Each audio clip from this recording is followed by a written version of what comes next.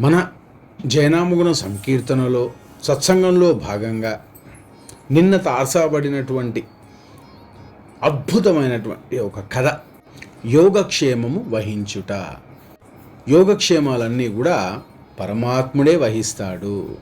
అందుకే అన్నారు కదా, అనన్య చింతయంతో మాం ఏ జన పర్యుపాసతే తేషాం నిత్యాభియుక్తానాం యోగక్షేమం వహామ్యహం. పరమేశ్వరుడనైన నన్ను నిరంతరము అనన్య భక్తితో చింతన చేయుచు నిష్కామ భావముతో సేవించు వారి యోగక్షేమములు నేనే వహించదను అన్నారు శ్రీకృష్ణ పరంధాముడు, ఆ లక్ష్మీనారాయణుడు. అయితే ఈ శ్లోకానికి ఒక్కొక్కరు ఒక్కొక్క రకంగా ఒక్కొక్క విధంగా వారి వారి అర్థం చేసుకునేటువంటి శక్తిని ఉపయోగించి సర్వతా అన్ని వేళల్లోనూ వారు అన్వయించుకుంటూ ఉంటారు. ఎలాగా, కొంతమంది సర్వదా సాకామంగాను లేక నివృత్తి పరంగాను దీనిని ఎలాగైనా అన్వయించుకుంటూ ఉంటారు. మనం తెలుసుకోవాల్సింది, సంసారయాత్రను గురించి కించిత్తు కూడా చింతించలేక కేవలం భగవంతునిపై ఆధారపడి సర్వదా ఆయననే భజిస్తూ ధ్యానిస్తూ ఆయన గురించే జీవితము అనేటువంటి భావన ఉచితమని తలుస్తూ ఉంటారు ఎవరు? సాధకులు. ఆ దృష్టాంతరంలోనే శ్రీకృష్ణ పరంధాముడు ఎన్నో మార్లు ఈ విషయాన్ని గీతలో కూడా తెలియజేశారు. వారేమంటున్నారు? నిష్కామంగా నాయందే అనన్య భక్తితోటి చింతన చేస్తే వారి బాధ్యత నాది అని. అయితే ఇక్కడ ఒక చిన్న కథ మనం చెప్పుకుంటే, ఈ యోగక్షేమాన్ని స్వామివారు ఎలా వహిస్తారు అనేటువంటి ఘటన లేక ఆ అద్భుతమైనటువంటి అనుభవము మనకు పరిచయం అవుతుంది. ఈశ్వర భక్తుడు ఒక ఆయన ఉండేవారు. ఆయన గీతాధ్యాయనము అంటే భగవద్గీత వల్లించటము, నిత్య దేవతార్చన చేసుకోవటము, సత్సంగం చేసుకోవటము, ధ్యానము చేయటము, నామగుణ సంకీర్తనలు చేసుకోవటము చేస్తూ ఉండేవారు. వారు నివృత్తి ప్రియుడు అని కూడా అనుకోవచ్చు. నివృత్తి ప్రియుడు అంటే ఎవరు? ఒక విరాగి. అంటే వైరాగ్యంతో నిండుకొని ఉన్న, ఆ సంస్కారాలతో నిండుకొని ఉన్న ఒక మహాజ్ఞాని, తపస్విని మనం విరాగి అనొచ్చు. అయితే ఆయన ఎప్పుడు కూడా ఆ భగవద్నామాన్ని జపిస్తూ అలాగా కొనసాగుతూ ఉండేవారు జీవితంలో. ఆయనకి 2 తమ్ముళ్ళు ఉండేవారు. ఆ 2 తమ్ముళ్ళు కూడా చక్కగా ముగ్గురు కలిసి, ముగ్గురు కూడా పెళ్ళిళ్ళు అయినాయి. వారి వారి కుటుంబాలతోటి అందరూ కూడా సమిష్టిగా, వాళ్ళ తల్లిదండ్రులు స్వర్గస్థులైనారు, సమిష్టిగా ఒకే ఇంట్లో ఉండడం జరుగుతోంది. అయితే ఈ ముగ్గురు వివాహితులే, ఈ ముగ్గురు అన్నదమ్ములు. మరి ఈయన పెద్దవారు కదా, మనం చెప్పుకున్నట్టు ఇందాక. చిన్నవాళ్ళిద్దరూ పౌరహిత్యం చేసి, అంటే అర్చకుడిలాగా పౌరహిత్యం ఇంటింటికి లేక ఏదైనా సందర్భాల్లో పిలిచినప్పుడు వీరు వెళ్ళి అక్కడ పౌరహిత్యం చేసి ఒక 2 రూపాయలు తెచ్చుకునేవాళ్ళు. అయితే తమ్ముళ్ళిద్దరూ ఒకనాడు అన్నగారితో ఇలా అన్నారు, మీరు మన ఇంటి బాధ్యతల గురించి ఆలోచించటానికి కూడా కొంత సమయాన్ని కేటాయిస్తే బాగుంటుంది అన్నయ్య అని. అది విన్న అన్న, అందరినీ కాపాడేవాడు, భరించేవాడు, పోషించేవాడు భగవంతుడు అన్ని వేళలా సిద్ధంగా ఉన్నప్పుడు మన బ్రతుకు తెరువు కోసం మనం ఆలోచించటం అనేది పసితనమే అవుతుంది నాయన, అజ్ఞానమే అవుతుంది. తనను నమ్మిన వారి యోగక్షేమాలు ఆ భగవంతుడే చూసుకుంటాడు అని చెప్తారు. ఇది అన్న తమ్ముళ్ళకు చెప్తున్నారు. అయితే అలాగే మళ్ళీ కొనసాగించారు. తమ్ముళ్ళు, భగవంతుని నమ్మి అతనిపై మన భారాన్ని ఉంచటమే మనం చేయవలసిన పని అని చెప్పి తమ్ముళ్ళకు చెప్తారు. అప్పుడు ఈ కబుర్లన్నీ చాలా విన్నానులే అన్నయ్య, మీరు చెప్పింది వినటానికి సబూబుగానే ఉంది, కానీ జీవించటం కోసమైనా సరే ఏదో ఒకటి ప్రయత్నించాలి కదా. నీవు తెల్లారగట్ట లేస్తే దేవతార్చన, నదికి పోయి 3 గంటల సేపు అక్కడ సంధ్యావార్చి అక్కడ ఈశ్వరునికి అభిషేకాలు చేసి మళ్ళీ ఇంటికి వచ్చి ఇక్కడ ఉన్నదేదో కాస్త పలహారం తీసుకుని మళ్ళీ అధ్యయనం చేయటము, అలాగే శాస్త్రానికి సంబంధించినవన్నీ క్షుణ్ణంగా మళ్ళీ జ్ఞానయజ్ఞం చేస్తూ, అలాగే మళ్ళీ సాయంత్రం భజన, నామగుణ సంకీర్తన, ఇలా నువ్వు ఇవన్నీ చేస్తూ ఉన్నావు, బాగుంది. కానీ మనం ఏ ప్రయత్నం చేయకపోతే స్వయంగా భగవంతుడు వచ్చి ఇచ్చిపోతాడా ఏమి అన్నారా తమ్ముళ్ళు. ఇది విని అన్నగారు దృఢ నిశ్చయంతో, తమ్ముళ్ళు శ్రద్ధా విశ్వాసాలు ఉంటే భగవంతుడే స్వయంగా ఇంటికి వచ్చి అన్నీ ఇవ్వగలడు అన్నాడు. ఇక తమ్ముళ్ళకి చాలా కోపం వచ్చేసింది. కోపంతో, అన్నగారు ఇక ఆపండి మీ కబుర్లు, చెప్పటంలో ఖర్చేమీ లేదు కదా, ఎన్నైనా చెప్తారు. మీరు సంపాదిస్తే మీకు తెలుస్తుంది ఎంత కష్టమో. మీరు ఇంట్లో ఉండి శ్లోకాలు వల్లిస్తూ కబుర్లు చెప్తూ ఉంటే వినటానికే బాగుంది అన్నయ్య. ఎంత కష్టపడితే డబ్బు కూడా పెట్టుకుంటున్నామో మీకు తెలుసా? మా నుండి మీరు వేరుపడి ఇల్లు గడపండి, అప్పుడు తెలుస్తుంది ఇల్లు గడపటం ఎంత కష్టమో. ఏ ప్రయత్నము లేకుండా మీ పని ఎలా గడుస్తుందో చూస్తాము అన్నారు. అన్నగారు మొదటి సమయం అది. ఇద్దరు తమ్ముళ్ళు ఒకే పారి అన్నయ్య మీద అంత కోపంతో, వారు మాటకు మాట కోపంతో చెప్పేసరికి అక్కడ ఆయన వేరే వాళ్ళైతే తిరిగి వాయించేస్తారు. వారు శాంతి స్వభావి, వైరాగి, జ్ఞాన సంపన్నత, రోజు భజనలు నామగుణ సంకీర్తన చేసే ఉత్తమమైన భక్తుడు కాబట్టి ఆయన అన్నారు ధైర్యంగా, తమ్ముళ్ళు చాలా సంతోషం, మీరు ఏది మంచిది అనుకుంటే అది చేయండి అని అనేసరికి ఒక్కపారి తమ్ముళ్ళు ఇద్దరూ ఒకరు మొహం ఒకరు చూసుకున్నారట. అప్పుడు తమ్ముళ్ళు మీరు ఏమీ సంకోచం చేయకండి, మీరు ఎలా అంటే అలాగా నన్ను వేరు చేయ, నేను ఎవ్వరికీ భారంగా ఉండదలుచుకోలేదు. భగవంతుడు నన్ను ఎలా బ్రతికించాలనుకుంటున్నాడో అది ఆయనకు బాగా తెలుసు అని మీరు ఏమీ కష్టపడద్దు, నేను వదిన మేము వేరుగా వెళ్ళిపోతాము అనగానే తమ్ముళ్ళు సరే అన్నయ్య, రేపే వాటాలు వేసేస్తాం, పనిచేసుకుందాం మనం. అప్పుడు అన్నయ్య అన్నాడు, మీరు ఏది ఉచితం అనుకుంటే అది చేయండి నాయన, మాకు సమ్మతమే అని అన్నగారు అన్నారు. చూడండి, సాత్వికమైన జీవితంలో లభించే శాంతి అదే. ఇక ఇద్దరు తమ్ముళ్ళు ఉన్న సంపద అంతా కూడా 3 భాగాలు చేశారు. అయితే అన్నగారికి మాత్రము ఒక చిన్న సామాన్యమైనటువంటి ఇల్లు, ఆ పక్క పోర్షన్ అంటారు కదా, కొంచెం నగ నట్ర, కొన్ని మామూలు బట్టలు, వంట గిన్నెలు కొన్ని వచ్చాయి. పాపం ముగ్గురు సమానంగానే వాళ్ళు డివిజన్ చేసుకున్నారు. అయితే అలాగే యజమానుల యొక్క ఇండ్లలో పౌరోహిత్యం చేసుకుంటూ ఉంటారు కదా, ఆ ఇద్దరు అన్నములు కూడా వాళ్ళు అన్నయ్య కూడా ఇద్దాము, అన్నయ్య ఎలాగూ బయటికి రాడు, పౌరోహిత్యం మన ఇద్దరికే మిగులుతుందిరా తమ్ముడు అని ఈ ఇద్దరు అనుకుని అన్నయ్యకి పౌరోహిత్యం ఊరికి అప్పచెప్పారు. అన్నయ్య నువ్వు ఈ 10 ఇళ్ళు నువ్వు చూసుకో కావాలంటే అని చెప్పడం జరిగింది. ఇలా ముగ్గురు వేరుపడ్డారు. అప్పుడు అన్నగారు తన భార్యతో ఇలా చెప్తున్నారు, నా తమ్ముళ్ళు కొంచెమే ఇచ్చినా నాకు చాలా తృప్తిగా ఉందమ్మా. ఇప్పుడు మనం చేయవలసిందల్లా కేవలం భగవంతునిపై ఆధారపడటమే. ఎవ్వరింటికి వెళ్ళి యాచన చెయ్యకూడదు, ఎవ్వరు ఏమిచ్చినా తీసుకోకూడదు. భగవంతుడే తానే స్వయంగా తన యొక్క భక్తుల యోగక్షేమాలు వహిస్తాడు, చూస్తాడు అని భార్యకు చెప్తూ, ఇప్పుడు తమ్ముళ్ళు ఇచ్చిన దాంతోనే మనము అవసరాలు గడుపుకోవాలి సుమా అని అన్నారు. ఆ తల్లి కూడా ఈశ్వర భక్తురాలు, పతివ్రత, తన భర్త మాటను గౌరవంగా స్వీకరించింది. అప్పుడు ఇల్లు గడపటానికి ఎంతో కొంత చేతిలో ఉండనే ఉంది. ఇది అయిపోతే స్వామి ఏది ఉచితం అనుకుంటే అదే చేద్దాము అని వారిద్దరూ కూడా నిశ్చయానికి వచ్చారు. ఇక్కడ అన్నగారి యొక్క సంస్కారం చూడండి. ఆ ఇల్లు విభజించినప్పుడు అన్నగారికి తక్కువగా వచ్చింది. ఎందుకంటే ఈ ఇద్దరు తమ్ముళ్ళు మేమే సంపాదన చేస్తున్నాము, మేమే ఇల్లు పోషిస్తున్నాము, మేమే ఎక్కువ కష్టపడుతున్నాము, అందుకని అన్నకి ఓ భాగం తగ్గినా పర్వాలేదు అని వాళ్ళిద్దరే జస్టిఫికేషన్ చేసేసుకున్నారు. అదైతేనేమి అన్నగారు ధర్మశాలి, ఏమీ అనలేదు.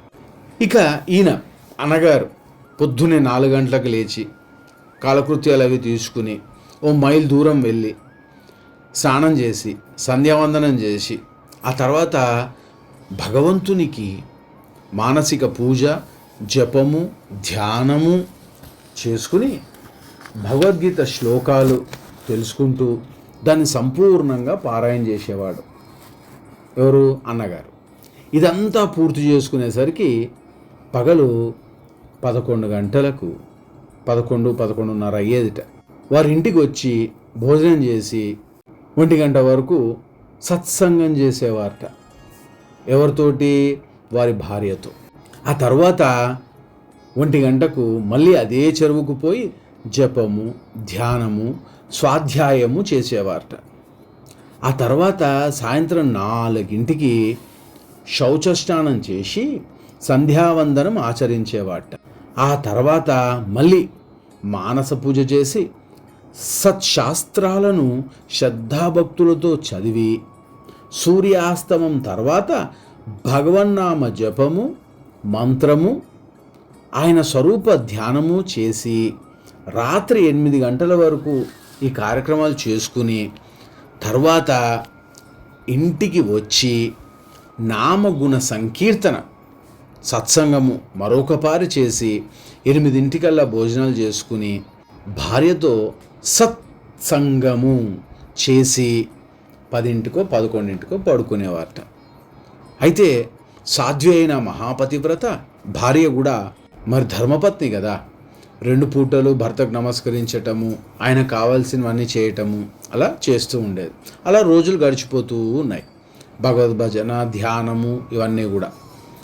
ఈ భగవద్భజన, ధ్యానము కర్తవ్యంగా భార్యాభర్త ఇద్దరు కూడా తీసుకున్నారు. రోజు ఉన్న దాంట్లో ఖర్చు అవుతూనే ఉంటుంది కదా. మరి కొంతకాలానికి వారి దగ్గర ఉన్న డబ్బు పూర్తయిపోయింది. ఏది దొరికిన ఆ 3 భాగాలు చేసినప్పుడు వచ్చినటువంటి రొక్కము డబ్బు ఏదైతే ఉందో ఆ డబ్బు అయిపోయింది. ఇక భార్య అడుగుతోంది, ఏమండి ఆ డబ్బంతా అయిపోయింది. అప్పుడు ఆయన చక్కగా నవ్వుతూ, పోతే పోయింది లేవే డబ్బు, ఆ నగలేవో ఉన్నాయి కదా అది తెచ్చేయి. ఇక ఆ నగలు అమ్మటం స్టార్ట్ చేశారు. మెల్లిగా మరి తింటూ ఉంటే కొండలైనా తరిగిపోతాయి కదా, ఆ నగలు కూడా అయిపోయాయి. సరే అమ్మా, నగలైతే అయిపోయాయి, ఇంకా కొద్ది రోజులు గడిచిపోయాయి, ఆ బట్టలు సారాలేవో ఉన్నాయి కదా అవి తీసుకురండి అని చెప్పి అవి కూడా తీసుకొచ్చి అమ్మి ఆ తర్వాత గిన్నెలు వగైరాలు అన్నీ అమ్మేసి కట్టుకోవడానికి ఒక చీర, ఆ అన్నకు ఒక దోవతి, ఉత్తరీయం మాత్రమే మిగిలాయట. ఒకనాడు అన్నగారు ప్రాతకాలం పొద్దున 4ంటికి లేచి అడవికి పోవటం చూసి, అంటే స్నానాది కార్యక్రమాలు చేసుకోవడానికి వెళ్తున్నప్పుడు ఆ తల్లి కూడా లేచింది. భార్య, స్వామి మీ పాదాలకు నమస్కారం, ఇక మన ఇంట్లో ఏమీ మిగలలేదు, నేను కట్టుకున్న చీర, నువ్వు కట్టుకున్న దోవతి తప్ప ఇంకేమీ మిగలలేదు, అన్నీ అయిపోయాయి అని చెప్పినప్పుడు ఆ తల్లి పతివ్రత, కానీ మనసు చివుక్కుమందనమాట. ఇంక అన్నీ అయిపోయాయి కదా. ఈయన మాత్రము దాన్నే సంకల్ప బలము అంటారు. అలా భార్య చెప్పగానే భర్త కంగుమని కుర్చీలో పడిపోవటం మనం ఎన్నోసార్లు చూస్తూ ఉంటాం. ఆ భర్త అన్నగారు భగవంతుని యొక్క సంపద ఆయన మీద ఉంది కాబట్టి తొడవకుండా బెడవకుండా దృఢంగా మానసిక సంకల్పంతో ఉన్నారు కాబట్టి ఆయన అన్నారు, మరుమాట్లాడకుండా ఆ శ్రీకృష్ణ పరంధాముడు, ఈశ్వరుడు, భగవంతుడే మనం చూసుకుంటాడే అని అనన్య చింతయంతో మా అని అదొకసారి చదివి బయలుదేరిపోతాడు. కానీ మనస్సులో ఇక ఏమీ లేదు కదా, ఒక్క పంచ, ఆ తల్లికి ఒక్క చీర, ఏమీ లేదు. ఎంత సంకల్పము, దృఢ సంకల్పము, మనస్సు భగవంతుని మందు పాదాల యందు ఉన్నా ఎక్కడో అక్కడ ఒక సంశయం, అంటే ఏంటిది నాకే జరిగిందా, ఇక నేను రేపేంటి అనేటువంటి ఆలోచన వస్తుంది. అయ్యో ఏం జరిగింది అని. ఆయన సంధ్యావందనాది కార్యక్రమాలు చేసుకుంటూ అనన్య చింత ఎంతో మాం ఏ జన పర్యపాసుతే అని చదువుతూ ఒక్కసారి ఉలిక్కిపడ్డాడు. దాన్నే మళ్ళీ మననం చేసుకుంటూ ఆయన ఇలా అనుకున్నాడు, అవును, ఈ శ్లోకంలో భగవంతుడు వాగ్దానం ఏమీ చేయలేదు కదా. నన్ను ఎవరైతే అనన్య భక్తితో చింతన చేస్తారో వారి యోగక్షేమాలు చేస్తాను, చూస్తాను నేను అని చెప్పారు. నేను ఖచ్చితంగా చేస్తాను అనేటువంటి వాగ్దానం ఏమీ లేదు కదా. నిజంగా భగవంతుడే ఇలా శపథం చేసి ఉంటే మరి నా గురించి కొంచెం కూడా పట్టించుకోలేదేంటి? మరి నేను పూర్తిగా ఆయనే నమ్ముకున్నాను కదా, అంతా ఆయన మీద ఆధారపడ్డాను అని పరిపరి విధాలుగా ఆలోచించి సమాధాన పడలేకపోయాడు. మనస్సు గాయమైపోయింది. ఇంకేం లేదు కదా. ఇప్పుడు స్నానం చేసి సంధ్యావందనం చేసి ఆ భార్య నమ్ముకొని వచ్చింది, ఆ తల్లి పతివ్రత, ఆవిడికి ఏం పెట్టాలి? ఒక్కసారి మనసులో ఆ మెరుపు లాంటి ఆలోచనలు వచ్చేసరికి వారు కొంచెము హృదయం భారంగా అయిపోయి ఇక ఈశ్వరుడే ఉన్నాడు అని ఒక పారి అలా అనుకుంటూ సర్వహృదయేశ్వరుడైనటువంటి భక్తవాంఛ కల్పతరువైన భగవంతుణ్ణి మరొక పారి కళ్ళ నిండా మనస్సు నిండా చూసుకుని సంతృప్తితో అనుకుంటూ కొంచెం సంశయంతో కొంచెం బాధతో ఇక బయలుదేరాడు. అయితే ఆ పరమేశ్వరుడు జగన్నాట సూత్రధారి, ఆ పరమేశ్వరుడు ఈశ్వరుడు చూశాడు. ఆయనకు అన్నీ తెలుసు కదా. ఆయన సర్వహృదయేశ్వరుడు, అన్ని హృదయాల అంతరంగాలు అన్నీ తెలుసు, ప్రాణశక్తి ఆయన కదా. ఆయన అనుకున్నాడు అని ఒక చిన్న బ్రాహ్మణ విద్యార్థిలాగా రూపాన్ని ధరించి ఒక గుర్రం మీద ఆయన ఇంటికి వెళ్తారు. ఈయన ఇంకా నడుచుకుంటూ వస్తున్నారు. ఇంకా ఆయన ఇంటికి వెళ్ళి ఒక పళ్ళెం నిండా మిఠాయిలు పెట్టి కిందకి దిగి, అమ్మా గురువుగారు ఎక్కడున్నారు? ఏమో నాయన ఇంకా రాలేదు, వారు ధ్యానానికని వెళ్ళారు, ఇంకా రాలేదు. మరి చెరువు దగ్గరే శౌచ స్నానాదులు చేసి నిత్య అనుష్ఠానం చేసుకోవటానికి మరి ప్రతిదినం వెళ్తారు కాబట్టి ఇంకా సమయం పడుతుందేమో, కానీ 11-11:30 కల్లా వచ్చేస్తారు అని ఆ తల్లి చెప్పింది. చూస్తే చిన్న బాలుడిలాగా ఉన్నావు. ఆ దివ్యమైన తేజస్సు అది చూసి ఆవిడికి నోట్ల మాట రావట్లేదు. పరమశివుడు వచ్చాడు కదా, ఈ మిఠాయిలు ఎందుకు తెచ్చావు నాయన అని అంది. అప్పుడు ఆ విద్యార్థి, ఆ చిన్న బ్రాహ్మణుడు, అమ్మా నేను పండితుల యొక్క శిష్యుణ్ణి, ఉత్తమోత్తమ శిష్యుణ్ణి, మా గురువుగారు గురుపత్ని ఇద్దరికి సేవ చేసుకోవటానికి ఈ మిఠాయిలు తెచ్చాను తల్లి అంట. దీనిని మీరు స్వీకరించాలి అన్నారు. అందుకామె, నాన్న స్వామివారికి పండితులకి మా స్వామివారికి శిష్యులు ఎవ్వరూ లేరు, ఆయన శిష్యుల్ని చేర్చుకోరు, శిష్యుల దగ్గర నుంచి ఏమీ తీసుకోరు. ఎంతోమంది శిష్యులు వస్తామంటే కూడా వారు పుణ్యాత్మలే కావాలని అందరినీ చేర్చుకోలేదు. అంతేకాకుండా ఎవ్వరి దగ్గర ఏమీ ఇంతవరకు నా ఎరుకతోటి నాకు తెలిసి తీసుకోలేదు. అందుకని నీకు దయచేసి నీవు ఈ తెచ్చిన మిఠాయిలు అవి తీసుకుని వెళ్ళిపో. అప్పుడు ఇంకా చెప్పింది ఆ తల్లి, ఎట్టి పరిస్థితుల్లోనూ నేను స్వీకరించలేను. ఇక ఆ బాలబ్రాహ్మణుడు ఈశ్వరుడి అవతారం, ఈశ్వరుడే కదా.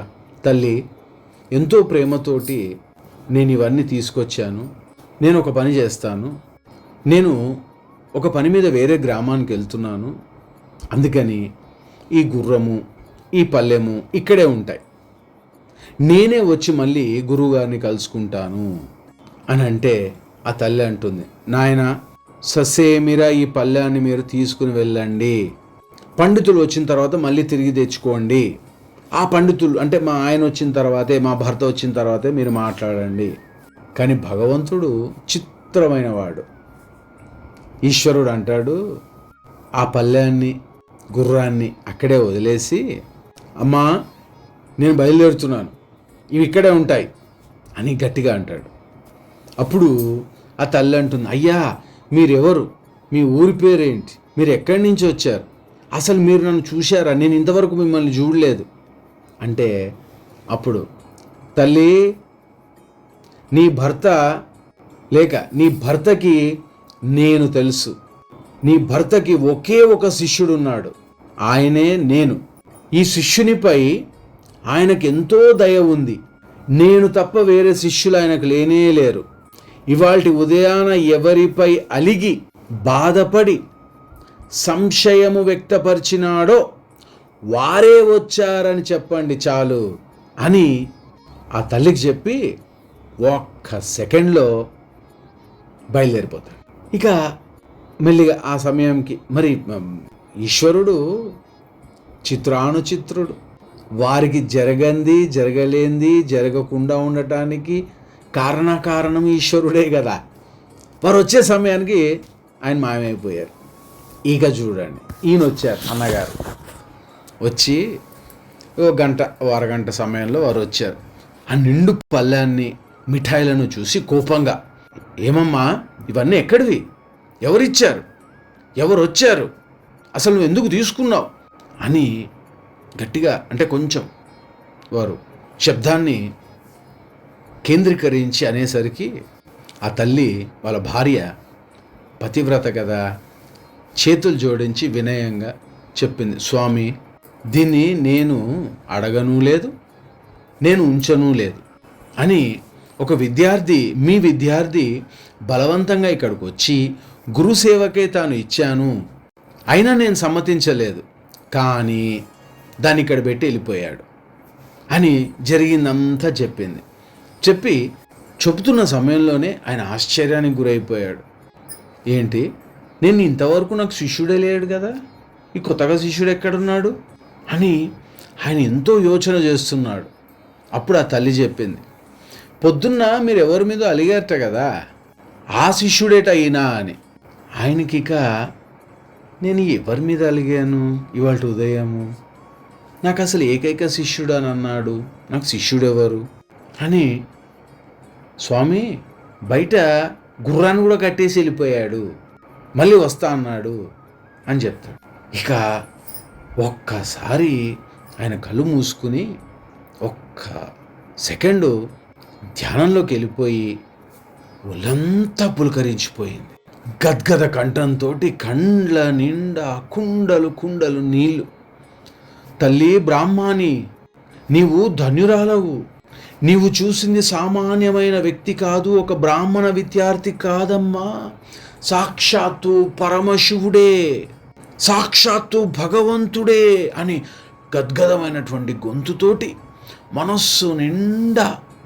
ఇక ఒక్కసారి ఆలోచన చేయండి, వ్యతిరేక భావం కలిగినప్పుడు సానుకూలమైన పరిస్థితులు మనకి చక్కగా వాయు రూపంలో వస్తూ ఒకేసారి మనకు సమ్మతంగా జరిగినటువంటి సంఘటన లాగా అయిపోతే ఇక ఆ భాగ్యం ఏమని చెప్పుకుంటాం అని వారు ఆ సంతోషాన్ని వ్యక్తపరుస్తూ, అమ్మా బ్రాహ్మణి, వాళ్ళ ఆవిడ పేరు, నువ్వు ఎంత అదృష్టవంతురాలవి, నేను భాగ్యహీనుణ్ణి, నేను ఎంత తప్పు చేశాను. ఈరోజు సాక్షాత్తు ఆ గీతను చదువుతూ ఉంటే, గీతా శ్లోకంలో అనన్య చింతయంతో మాం అని చదువుతున్నప్పుడు నా అవిశ్వాసాన్ని నా మనస్సులో నింపుకున్నాను. నాకు భగవంతుని వాక్యాలపై అనుమానం కలిగింది, అపనమ్మకం కలిగింది. ఇవి నిజంగా భగవంతుడు పలికిన పలుకులేనా? అలా జరగలేదు కాబట్టే భగవంతుడు భగవద్వాక్యాలు వారు శబదం పూనలేదు, ఇది సత్యమేనా అని నాకు అనుమానం కలిగింది. ఆ అపనమ్మకంతో ఆ శ్లోకాన్ని కూడా నేను చదవకుండా మొత్తము వేరే శ్లోకాల్లోకి వెళ్ళిపోయి నేను విశ్వాసహీనున్నయ్యాను, మహాపాపిని, నీచాతి నీచుణ్ణి. ఆ పరంధాముడు మనస్సులో కాస్తంత ధైర్యం ఉన్నా కూడా ఈ నీచ కార్యానికి నేను ఒడిగట్టలేనే. నా మనోసంకల్పము, భగవంతుని విశ్వాసము, ఈరోజు వరకు నేను చేస్తున్నటువంటి నామగుణ సంకీర్తన, సత్సంగము, ధ్యానము, భజన, నా దేవతారాధన ఏమైనాయి. నేను బతకటానికి వీలు లేదు, నేను జీవించటానికి వీలు లేదు, భక్తుల యొక్క యోగక్షేమాలు ఆయన వహిస్తారు అన్న దాని మీద నాకు నమ్మకము, విశ్వాసము లేకుండా పోయింది. నీవు మహాపతివ్రతవు తల్లి, పరమశివుడు పరంధాముడు బ్రాహ్మణ విద్యార్థి రూపంలో నీ దగ్గరకు వచ్చి నీతో మాట్లాడి వెళ్ళినాడు. నీ జన్మకిది ధన్యము, నాకు మనశ్శాంతి లేదు, నేనిక ఉండకూడదు, నేను దేహత్యాగం చేసేస్తాను, పరమాత్ముని మీద నాకు అపనమ్మకం కలిగింది, ఒకవేళ నేను ఇప్పుడు దేహత్యాగం చేయకపోతే ఈ నా అపనమ్మకమే శాశ్వతమైపోతుంది అని బయటికి పరిగెట్టుకుని వెళ్ళిపోతున్న సమయంలో ఆ పశ్చాత్తాపంలో పరిగెడుతున్నాడు. ఇక ఏం చేయాలో తెలియని పరిస్థితి. చూడండి, ఒక్కొక్కసారి మనస్సులో వచ్చిన భావాలన్నిటి ఒకే భావతరంగాలు వచ్చినప్పుడు ఏం చేయాలో తెలియదు. అందుకని అంటారు, అందరికీ దైవానుగ్రహం ఉంటుంది, కానీ దైవీ సంపత్తు సాధించుకోవాలి, దైవీ సంపద సాధించుకోవాలి. అప్పుడు ఒక్క పారి టక్కుమని ఆ గుర్రం, ఆ బయట ఉన్న పెద్ద గుర్రం ఉంది కదా, ఆ గుర్రం మీద నుంచి ఒక పెద్ద మూట కింద పడుతుంది. ఆ శబ్దానికి ఆయన టంగ్ అని ఆగిపోతాడు. చూసారా మరి? శబ్దము నాదము. చూసారా? మన నామగుణ సంకీర్తనలో చెప్పే శబ్ద తరంగాలు పైన విశ్వం మండలిలో ఉంటున్నాయి. ఆ శబ్దమే వారు చేసే భజనా శబ్దము. ఆ మూట కింద పడేసరికి కంగ్ టంగ్ అని ఏదో శబ్దం అయింది. టక్ మన ఆగిపోయారు. ఏంటి మూట అని ఆ తల్లి కూడా వెనకాలే పరిగెట్టుకుంటూ వస్తుంది. భర్త కదా, వచ్చి ఆయన ఆగిపోయి, నా అమ్మ ఆగిపోయి ఆ మూట ఇప్పి చూసేసరికి లక్షల రూపాయలు విలువ చేసే రత్నాలు, వజ్ర మాణిక్య వైఢూర్యాలు అన్నీ కూడా నిండిపోయి ఉన్నాయి. లక్షల రూపాయలు కూడా ఉన్నాయి, కాసులు, బంగారు కాసు, ఇంత పెద్ద మూట. ఇక ఆయన కంఠము గద్గదమైపోయింది. ప్రేమ తన్మయత్వంలో, భక్త పారవశ్యంలో ఆయన ఇక భగవంతుణ్ణి ప్రార్థించటానికి మాట రాలేదు. కుంభకం ఏర్పడిపోయింది. అదే భావ సమాధి. వాయువు కట్టడైపోయింది. ప్రాణశక్తి, చేతనాశక్తి లయమైపోయాయి. ఇక మాట లేదు. కుంభకం ఏర్పడిపోయింది. భావ సమాధి స్థితిలో అలాగే ఉండిపోయాడు. అప్పుడు కాసేపు అయ్యాక తేరుకుని, పరమేశ్వర, దీనబంధు, నీవు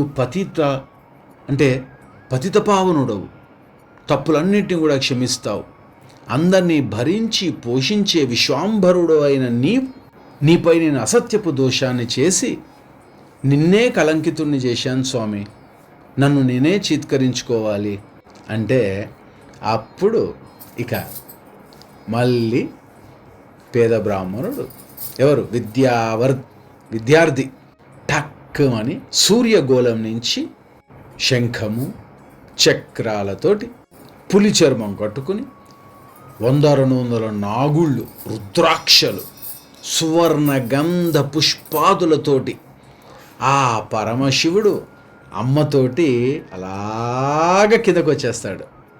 అంతే. ఇక ముగ్ధ మనోహర దృశ్యాన్ని చూసి ఇక మాట లేవు భార్యాభర్తకి. అప్పుడు ఆ తల్లి, ఆయన అలా చూస్తూ ఉండిపోతారు. ఒక్కసారి గమనించండి, నిజంగా అలా జరిగితే నోట మాట రాదు. మనం భగవంతుని చూడక వర్ణించలేకపోతున్నాం. మన నోరు సరిపోదు ఆయనను వర్ణించాలంటే. మాట లేదు. అలా ఎన్ని గంటలో ఎన్ని రోజులో తెలీదు. భార్యాభర్త అలా ఉండిపోయారు అంతే ఆయన చూస్తూ. ఆయన చమత్కారి కదా. తర్వాత ఆయనే తట్టి, నాన్న, నేను తల్లి వచ్చాము, ఆకలి అవుతోంది అంటే పరవశించిపోయారు. అలా చాలాసేపటి తర్వాత ఆ భగవత్ప్రసాదాన్ని వారందరూ కూడా తీసుకుని పరమశివుణ్ణి లోపలికి ఆహ్వానించి చక్కగా భోజన సత్కార్యాలు అవన్నీ చేసి వారిని తిరిగి పంపిస్తారు. అయితే ఇక్కడ ఎంత అద్భుతమైన ఘటన మనం తెలుసుకోవాలి అని అంటే, ఆయన ఎంత కరుణామయుడు. ఈశ్వరుడు కానీ, శ్రీకృష్ణ పరంధాముడు కానీ, శ్రీకృష్ణ భగవానుణ్ణి తనను చంపటానికి పూతను ఏం చేసింది, తన స్తనముల యందు విషము నింపుకుని వచ్చింది. ఆ పాలు తాగిన వెంటనే చనిపోతాడు కృష్ణుడు అని. అది కృష్ణుడికి తెలీదా? తెలుసు. కానీ ఉత్తమ గతిని ఇచ్చాడు ఆ పాలు తాగి. అంటే అట్లాంటి దయాలువే ఆ శ్రీకృష్ణ పరంధాముడు. ఇలా వారు వెళ్ళిపోయిన తర్వాత ఇక ఇక తమ్ముడు భార్యలు వాళ్ళు చితికిపోయారు బాగా. వీరు డబ్బు అది సరిపోక ఏం చేయాలో తెలియక అలా ఉన్నప్పుడు ఆ ఇద్దరు కూడా ఈ విషయం తెలుసుకుని అన్నయ్య దగ్గరకు వస్తారు. అప్పుడు వాళ్ళిద్దరు అంటున్నారు, అన్నయ్య, భగవద్భక్తుడు అయిన నిన్ను నిత్యము సత్సంగము, ధ్యానము, ధ్యానయోగము, క్రియాయోగము ఇలాంటివన్నీ ఆధ్యాత్మిక ప్రయాణంలో సాగిస్తున్న నిన్ను వదులుకున్నందుకు మాకు అత్యంత దుఃఖము, దరిద్రము అనుభవిస్తూనే ఉన్నామన్నా. పిల్లలకు కూడా తినటానికి తిండి లేని పరిస్థితి అయిపోయింది. ఏమిటో తెలియదు, ఒక దగ్గర కరువు వచ్చేసింది. మమ్మల్ని ప్రతిసారి పిలిచే యజమానులు కూడా సరిగా పిలవట్లేదు. పిలిచిన తంతు మాత్రంగానే చేసి మాకు సంభావన కూడా సరిగ్గా ఇవ్వట్లేదు. ఏమైందో తెలియదు అని వాళ్ళు ఎంతో బాధపడుతూ హీన స్థితికి దిగజారిపోయామన్నయ్య అని అంటే, అప్పుడు అన్న అంటారు, నాన్న, తమ్ముళ్ళు, భగవంతుని యందు మనము విశ్వాసం ఉంచితే వారు మన మేలు, మన యోగక్షేమాలు వారే చూస్తారు. అయితే అయిపోయింది. చక్కగా మళ్ళీ మనం అందరం కలుసుకుని పూర్వాశ్రమంలో ఎలా ఉన్నామో మనకింత ధనము స్వామి ఇచ్చారు. భగవత్ కార్యాలకు, మంచి సంస్కారాలకు, పుణ్య కార్యాలకు మనం ఆ భగవంతుని యొక్క శక్తిని అందరికీ తెలియజేస్తూ ప్రచారం చేస్తూ మనము ఉన్న దాంట్లో సర్దుకుని, అసలు ఆశ్చర్యం ఏంటంటే ఆ నోట ఈ విషయం అందరికీ తెలిసిపోయి ఇక అన్నగారి దగ్గరికే ఊరు, ప్రపంచం, రాజుగారు అందరూ వచ్చేస్తున్నారు. పరమశివుడు వచ్చేలేడు వీళ్ళింటికి, పరమశివుడు వచ్చేలేడు ఇంటికి అని. ఈయన ఏం చేస్తున్నాడు? అన్నయ్య, తమ్ముళ్ళు, ధ్యానము, భజన, సంకీర్తన, సత్సంగము, ఈశ్వరుని యొక్క ప్రచారము చేసుకుంటూ ఎంత అద్భుతంగా ఉందో చూసారా? అలా మనం కూడా భగవంతుని యందు విశ్వాసం ఉంటే అన్నీ దగ్గరుండి చేస్తారు, చూస్తారు అని తెలుసుకోవాలి అని ఒకే ఒక సదుద్దేశంతో మనం ఈరోజు ఈ సత్సంగం చేసుకున్నాము. జయ గురుదత్త, శ్రీ గురుదత్త.